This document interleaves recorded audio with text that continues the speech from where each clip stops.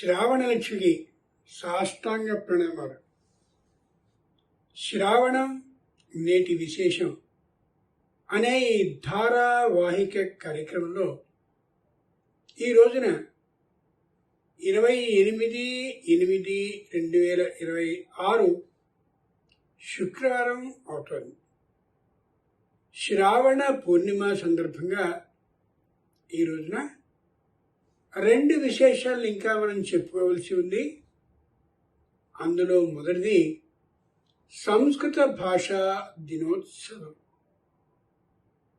ఎంతో గొప్పదైనటువంటి భాష సంస్కృతం.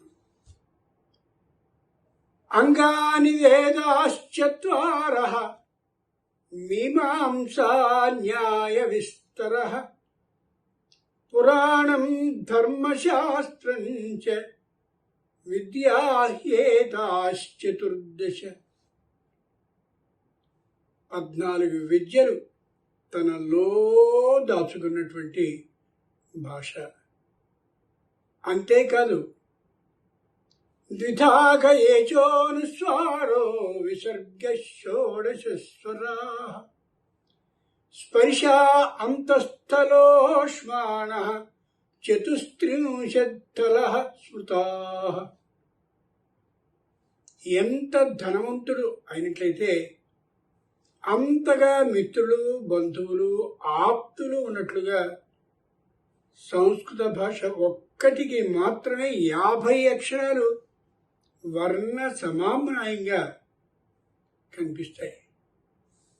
ఓ తల్లికి 10 మంది పిల్లలు కాని ఉన్నట్టయితే తనకి సంబంధించిన వస్తువుల్ని, అమ్మాయి నీ ఇంట్లో చీరలన్నీ ఉంచుతున్నానే, ఇంకో ఆమె దగ్గరికి, అమ్మాయి నా నగలు నీ దగ్గర పెడతాను, దాని దగ్గర ఒకటి పెట్టాను, ఇంకో 2 నీ దగ్గర కూడా పెడతాను, ఇంకో అమ్మాయి దగ్గరికి వెళ్ళి ఇదిగోనే నాకు ఇష్టమైనటువంటి ఇది ఇక్కడ పెడుతున్నాను అని ప్రతి కూతురి ఆయిళ్లలోనూ కూడా తన వస్తువుల్ని అలా ఉంచినట్టుగా సంస్కృత భాష సకల భాషలకి తల్లి కాబట్టి, ఆది భాష కాబట్టి, తన పదాలు ఏమున్నాయో అన్ని పదాలని లోకంలో కనిపించే అన్ని భాషల్లోనూ అలా ఉంచనే ఉంచింది.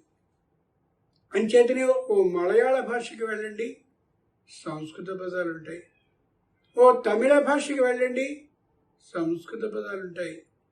ఓ ఒడిషా భాషకి వెళ్ళండి, సంస్కృత పదాలు ఉంటాయి. ఏ భాషలో సంస్కృత పదాలు లేకుండా ఉన్నాయి? మరో అద్భుత రహస్యం ఏంటంటే ద్విధాగ ఏచోనుస్వార, 2 విధాలైన అక్కులు అన్నాడు. అంటే ఆ, ఈ, ఉ, అరు, అలు అనే ఈ 5 అక్షరాలు హ్రస్వం దీర్ఘం. ఆ, ఈ, ఉ, అరు అరు, అలు అలు, 5 రెళ్ళు 10.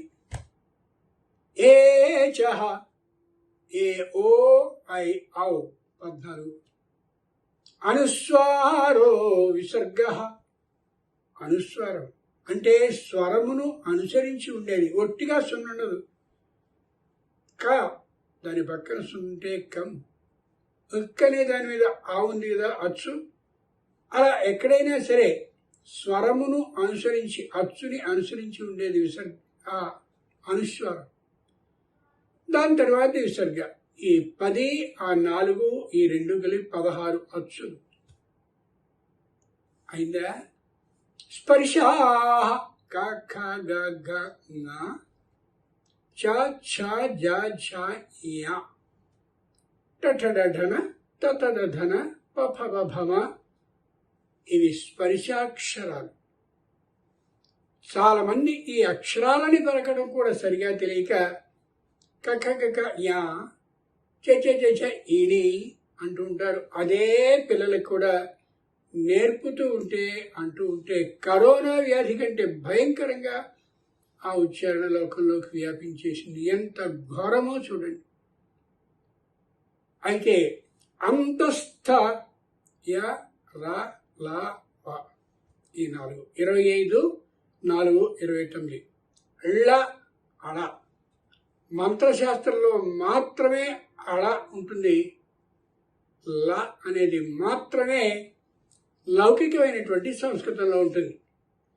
అంచేత అంతస్థళ ఊష్మాణ శ ష స హ 34 స్మృతా 25 స్పర్శాక్షరాలు. ఆ తర్వాత అంతస్థాలైన ఎరళవలు 4, లా 1 30, ఓ 4 శష సహ అనే ఊష్మాక్షరాలు. ష ష స హ అలా గాలి ఎక్కువగా పీల్చి విడిచే సందర్భంగా వచ్చే అక్షరాలు. ఇది 4 మొత్తం 34, ఆ 16 ఈ 34 కలిపి 50 అక్షరాల భాష. ఇంత గొప్పగా ఇన్ని వర్ణాలతో ఉన్న భాష మరెక్కడా ఏ ఒక్కటి కూడా లేదు. అంత గొప్ప భాష ఎక్కడి నుంచి పుట్టింది? ఇది ప్రశ్న. మహానుభావులైనటువంటి ఋషులు ఆకాశాన్ని స్మరిస్తూ ఉండిపోయారు. ఇందుకే మేము పురాణాలు నమ్మండి. ఆకాశంలో ఏముందని వాళ్ళు అలా స్మరిస్తూ ఉన్నారు. ఆ విశేషమే ఈరోజు అందరికీ కూడా మార్గదర్శకం. ఇవాళ విజ్ఞాన శాస్త్రజ్ఞులందరూ కూడా తమకి సంబంధించినటువంటి అంతరిక్ష నౌకలంటే స్పుత్తికలని, ర్యాకెట్లని, ఇతరమైన వాటిని నీళ్లలోకి విడిచిపెట్టట్లేదు, నేలలోకి గొయ్యి తీసి పంపడం లేదు, ఆకాశంలోకి మాత్రమే పంపిస్తున్నారు. ఎంచేత ఆకాశము రహస్యాల ముద్ద, అనేక రహస్యాలని తెలియచేయగలిగింది. ఈ విశేషాన్ని చెప్పింది కూడా ఋషులే. అందుకని ఋషులు సూక్ష్మంగా కనిపించేది, విశాలంగా ఉండేది, ఎన్నెన్నో రహస్యాల ముద్ద అయినటువంటిది ఎంత దూరం వెళ్ళినప్పటికీ కూడా ఇంకా ఇంకా ఇదిగో అదిగో అన్నట్టుగా కనిపిస్తూ ఉంటుంది. అసలు లేనిదేదో అది ఆకాశం. అంచేతనే ఆకాశాన్ని శూన్యము అని కూడా పిలుస్తారు. అటువంటి ఆకాశం ఏదుందో ఆ ఆకాశాన్ని అలా వారందరూ కూడా మహర్షులైన వాళ్ళు స్మరిస్తూ, అంటే బ్రహ్మని గురించి తపస్సు చేస్తూ చేస్తూ చేస్తూ ఉంటే మొట్టమొదట అవ్యక్త ధ్వనులు వినిపించాయి. అంటే అసలు ఏమీ వినిపించలేదు, ఏదో పెద్దగా పిడుగులు పడ్డట్టుగా ఇంకోటిగా అలా అనిపించాయి. ఓ భూమిని తవ్వుతూ ఉంటే ఇసుక నేల, తర్వాత రాతి నేల, తర్వాత మట్టి నేల, తర్వాత ఇంకా నల్లమట్టి నేల అలా వస్తుంటే అబ్బో ఏదో దొరకబోతోంది అని ఎలా అనుకుంటామో, అలాగే ఋషులందరూ కూడా ఏదో పెద్దగా ధ్వనవుతోంది అని అంటున్నారు. అదే పరావాక్కు. రెండవది పశ్యంతి. అలా మళ్ళీ బ్రహ్మని గురించి ఇంకా తపస్సు చేస్తూ ఉంటే ఆ తరువాత అప్పుడే పుట్టినటువంటి పిల్లవాని ఏడుపులా ధ్వని వినిపిస్తోంది, కానీ ఏమిటో అర్థం కావటం లేదు. అది పశ్యంతి వాక్. మళ్ళీ తపస్సు అదే స్థాయిలో కొనసాగిస్తూనే ఉన్నారు, ఆపలేదు వాళ్ళు. అప్పుడు మధ్యమా వచ్చి రానటువంటి మాటలతో పిల్లవాడు మాట్లాడతాడే, ఏదో మాట్లాడుతున్నాడు, అర్థం కావట్లేదు. అది మధ్యమా వాక్. అదే విధంగా మళ్ళీ బ్రహ్మని గురించి తపస్సు చేస్తుంటే అప్పుడు వచ్చింది వైఖరి వాక్ అని. అతి స్పష్టంగా అవే వేదాలు. ఆలోచించి చూడండి ఎంత హేతుబద్ధంగా ఉంటుందో ఋషులైనటువంటి వారు చెప్పింది. మొత్తానికి సాధించారు. అమ్మయ్య, మేం తెలుసుకోగలిగాం ఈ విధమైనటువంటి అక్షరాలు ఎన్ని అనేది, ఆ వచ్చినటువంటి అక్షరాల సమూహం ఏమిటి అనేది తెలుసుకోగలిగాం అని అనుకున్నారు. అవే ఏదో కాదు, అంగాని వేదాశ్చత్వారః. మహానుభావులైనటువంటి ఋషులు 4 వేదాల్ని ముద్దలా ఉన్నటువంటి దానికి అనుకున్నారు. మీమాంసా న్యాయ విస్తరః. ఆ వేదాలకి అర్థాన్ని చెప్పేది మీమాంస, న్యాయ విస్తర. తర్కశాస్త్రానికి మూలమైంది న్యాయశాస్త్రం. పురాణ ధర్మశాస్త్రంచ. అందరికీ అర్థమయ్యే భాషలో మరీ దిగువకి వచ్చి చెప్పేది పురాణం, ధర్మశాస్త్రం. ఈ 14టిని విద్యాహ్యేతాశ్చతుర్దశ, ఈ 14ని అమోఘమైన విద్యలుగా మహర్షులైనటువంటి వారు తెలియచేశారు. ఈ విషయాన్నే వాళ్ళు మనలాంటి వాళ్ళు ముందు నాటికి పుట్టి సంస్కృతం అసలు భాషే కాదు, ఆంగ్ల భాషతో సమానమైనటువంటి అంటే సహపంక్తిలో కూర్చోదగిన సోదర భాష అనే పిచ్చి కూతలకు వస్తారని ఆలోచించి వాళ్ళు ఈ విషయాన్నే లలితా సహస్రనామాల్లో, శ్రీమద్ రామాయణంలో, భారతంలో, భగవద్గీతలో, భాగవతంలో అనేక స్థలాల్లో అలా ఉంచేశారు. ఆ అప్రాచ్యుడు బుద్ధి లేనివాడు కాబట్టి ఈ ఒక్క దాంట్లో మనం జరిపేస్తే మిగిలిన చోట్ల పోతుందని అనుకున్నాడు. కానీ ఋషులున్నారే, వాళ్ళు త్రికాలజ్ఞులు. అంటే జరిగిన కాలం, జరుగుతున్న కాలం, రాబోయే కాలం, ఎల్లకాలం అయినటువంటి తద్ధర్మకాల దృష్టి కలిగినవాడు. అంచేత అర్థం అలా వాళ్ళకి. ఇదే లలితా సహస్రనామంలో పరా ప్రత్యక్షితి రూప పశ్యంతి పరదేవత మధ్యమా వైఖరీ రూప భట్టమానస హంసిక. ఎంత గొప్పగా లలితా సహస్రనామంలో కనిపిస్తుంది. మన భారతదేశంలో 72 విద్యలు ఉండేవి ఆ రోజుల్లో. ఈవేళ ఏదైతే మెటలర్జీ అనుకుంటున్నారో, ఓషనోగ్రఫీ అనుకుంటున్నారో, డ్రీమాలజీ అనుకుంటున్నారో, ఇంకా ఏవేవైతే కొత్తగా మేమే కనుక్కున్నామని ఆంగ్లేయులు చెప్తే గంజాయి మత్తెక్కినటువంటి ఈ రోజుల్లో కొంతమంది అవునవును అంతా గొప్పగా చెప్పేశామని చెప్తారు ఈ భారతదేశీయులు. కానీ మేమే కనుక్కున్నామని చెప్తున్నారు వాడు. కాదు కాదు కాదు 72 మహాద్భుతమైనటువంటి నేటి విజ్ఞాన విశేషాలకు సంబంధించిన అన్ని పరిశోధనలు 72 విశ్వవిద్యాలయాల్లో జరుగుతూ ఉండే. అప్రాచ్యులు ఇక్కడి పండితుల్ని బలవంతాన కిడ్నాప్ అంటారు ఆంగ్ల భాషలో, అలా గట్టిగా బంధించుకుని పట్టుకుపోయి వాళ్ళ దేశానికి వాళ్ళ చేత పూర్తిగా చెప్పించుకుని అన్నీ ఆంగ్లంలో తర్జుమాలు చేయించుకుని ఆ తర్జుమాలు చేయించుకున్న దాన్ని వాళ్ళ భాషలోనే పూర్తిగా పెట్టి మొత్తం మనం అన్నీ కూడా తగలవేస్తే 3 నెలల పాటు ఆ గ్రంథాలన్నీ తగులబడ్డాయి. ప్రత్యక్ష ఆధారాలు దీంట్లో ఉన్నాయి స్పష్టంగా. ఆధారం ప్రమాణం లేనిటువంటి మాటల్ని ఈ శరీరం ఈ జీవితానికి ఎప్పుడూ చెప్పదు.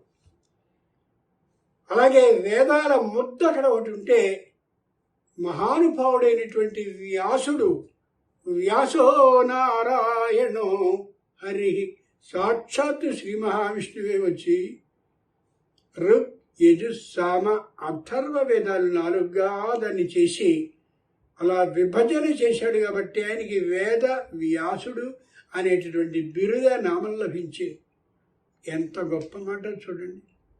ఋగ్ వేదం ఏ దైవం ఎలా ఉంటాడు, ఏ మంత్రం ద్వారా ఆయన మనకి వశుడవుతాడు, ఆయనకి కోపం వస్తే ఏమేమి నైవేద్యాలని సమర్పించాలి, ఈ విశేషాలన్నీ ఉంటాయి ఋక్కులో.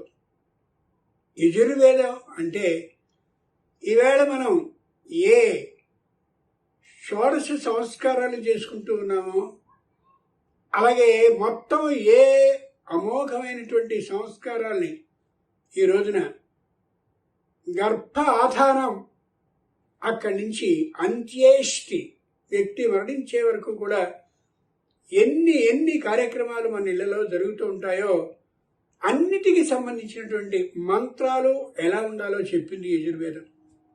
ఈవేళ మీ ఇంట్లో పెళ్లి జరిగినా, గృహప్రవేశం జరిగినా, ఇంకోటి జరిగినా ఈ మంత్రాలే నడుస్తూ ఉంటాయంటే సంస్కృతం ఆంగ్లంతో అలా సహపంక్తిలో కూర్చున్నటువంటి భాష అనడానికి బుద్ధుండద్దా? అంతేకాదు ఆ తరువాతిదైనటువంటి సామవేదం ఉందే, ఆ సామవేదం ఇవాళ సరిగమ పదని అనే పేరు కలిగినటువంటి ఆ 7 అక్షరాల సమూహమై సంగీతం ఎంత దాకా వ్యాపించిందో, ఈ శ్రోతృ మనో చెవులకి మనసుకి రంజకంగా ఉంటుందో అదంతా పుట్టింది పూర్తిగా సామవేదం నుండే. ఇంతే కాదు, చివరిదైనటువంటి అథర్వ వేదం ఉంది. ఈవేళ విజ్ఞాన శాస్త్ర అంశాలు అని అనుకుంటున్నామే, ఆ విజ్ఞాన శాస్త్ర అంశాలను ఏ ధన్వంతరి మహాశయుడు అమృత భాండంతో పాలసముద్రం నుంచి పుట్టాడో ఆ మహానుభావుడు ఆయుర్వేద శాస్త్రాన్ని మనకు అందిస్తే ఆ ఆయుర్వేద రహస్యాలన్నీ కనిపించేవి. ఏ చెట్టు, ఏ మొక్క, ఏ పాదు, ఏ వేరు, ఏ చెట్టు బెరడు దేనికి పనిచేస్తుందో అన్ని ఔషధ విశేషాలన్నీ కూడా దాంట్లో కనిపిస్తాయి. అథర్వణ అనేటటువంటి మాటకి పురోహితుడు అని అర్థం. ఏ విధమైన ప్రవర్తన కలిగిన వాడుగా కూడా దీంట్లోనే తెలియజేశారు.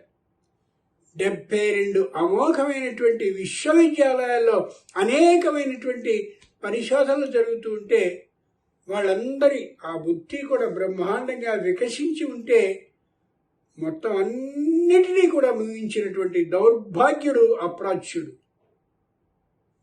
అంచేత అంతటి ద్రోహాన్ని చేసినటువంటి ఇంకా మనం అబ్బో గొప్పవాడు ఎందుకనాలి తెలియక అనడం కారణం మాత్రంగానే. ఈ శరీరం సంస్కృతాంధ్రాలతో పెరిగింది, ₹1 సంపాదించుకోగలిగింది, పిల్లలకి పెద్దని చేసి చక్కగా ఉద్యోగాలన్నింటినీ ఇచ్చుకోగలిగింది, హాయిగా కుటుంబాన్ని నడుపుకోగలిగింది, నడుపుతున్నది, ఖచ్చితంగా పై జన్మలో కూడా నడుపుకోగలనే ధైర్యాన్ని ఇచ్చింది కూడా. దీన్ని ఆంగ్ల భాషతో సహపంక్తిలో కూర్చోదగిందనేది జీవితానికి ఎవరు కూడా నమ్మద్దని ప్రార్థన. తెలియక మనం ఇలా పొరపాటు పడుతూ ఉన్నాం. ఈవేళ నాట్యం, నృత్యం, అలాగే నృత్యం, దీంతో పాటుగా ఏ గాంధర్వం, ఇంకా అనేకమైనవి కనిపిస్తున్నాయో ఇవన్నీ కూడా ఈ సంస్కృత భాష నుంచి వచ్చినవే. ఓ దేవుడి దగ్గరికి వచ్చిన ఏదైనా ఒక ప్రార్థన శ్లోకం చదవాలి, ఆంగ్లంలో ఏడవగలిగాడు వాడు, సంస్కృతంలోనే ఉన్నాయి. అలాగే ఏ అమోఘమైనటువంటి ఔషధాలకి సంబంధించిన రహస్యాలని చెప్పగలిగామా, వాళ్ళు చెప్పగలుగుతారా, మనమే చెప్పగలుగుతున్నాం.